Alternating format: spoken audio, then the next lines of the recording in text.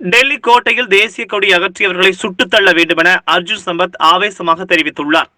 மன்னர் திருமலை நாயக்கர் 438வது பிறந்தநாள் விழாவிற்கு வருகை தந்த அர்ஜுன் சம்பத் செய்தியாளர்களிடம் பேசுகையில், தமிழகம் முழுவதும் இஸ்லாமிய படையெடுப்பு காலங்களில் எடுக்கப்பட்ட கோவில்கள் இதையெல்லாம் மீட்டு உருவாக்கம் செய்தவர் திருமலை நாயக்கர் வம்சத்தைச் சேர்ந்தவர்கள் என்றார்.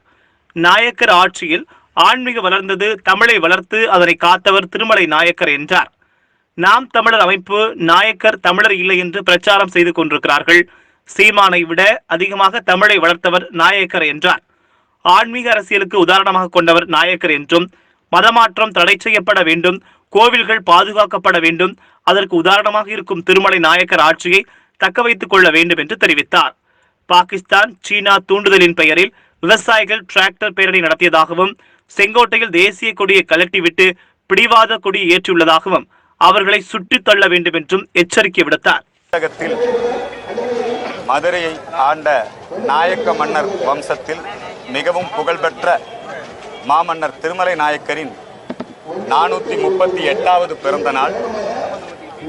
இந்த நாளை முன்னிட்டு இந்து மக்கள் கட்சியின் சார்பிலே மதுரை நாயக்கர் மகால் முன்பாக இருக்கக்கூடிய மன்னர் திருமலை நாயக்கருடைய திருவுருவச் சிலைக்கு மாலை அணிவித்து வழிபாடு செய்திருக்கின்றோம்.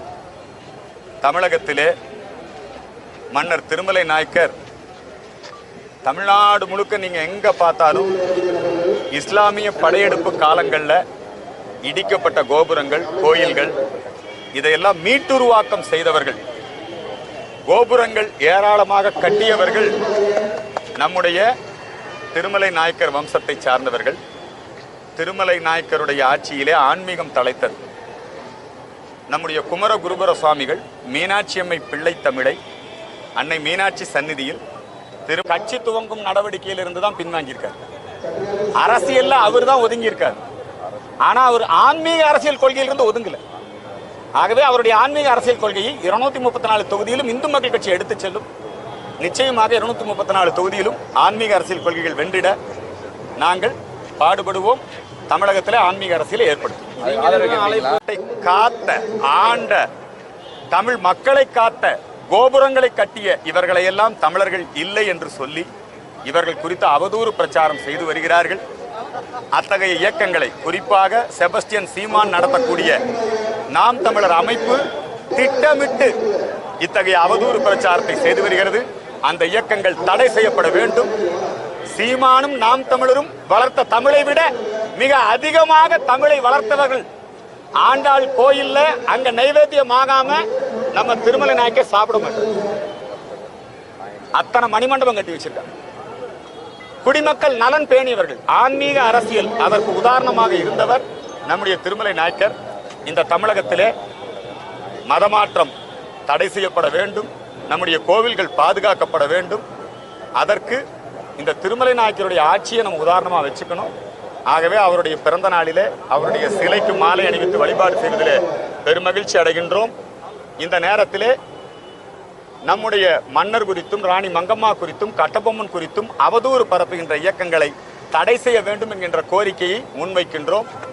நேற்றைய தினம் வேளாண் சட்டங்களுக்கு எதிர்ப்பு எனும் போர்வையிலே பாகிஸ்தான் மற்றும் சீனாவினுடைய தூண்டுதலின் பேரிலே டிராக்டர் பேரணி, அதன் மூலமாக உள்ளே சென்று செங்கோட்டையிலே நம்முடைய தேசிய கொடியை கலட்டிவிட்டு பிரிவினைவாதிகள் கொடியை ஏற்றி இருக்கிறார்கள்.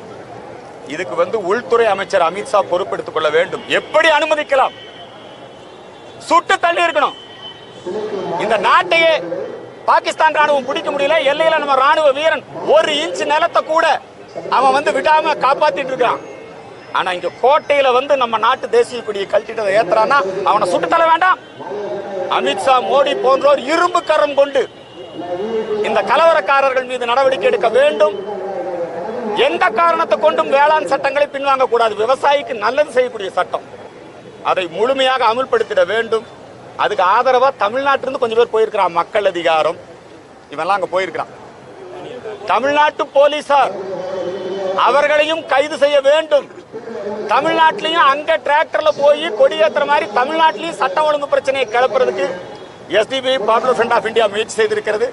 அந்த இயக்கங்களை தடை செய்ய வேண்டும். மோடி அவமதித்து பிரச்சார நிகழ்ச்சிகள் நடத்துகிறார்கள். நிச்சயமா ஆன்மீக அரசியலை தான் ஆதரிப்பார், அதான் அவருடைய கொள்கை.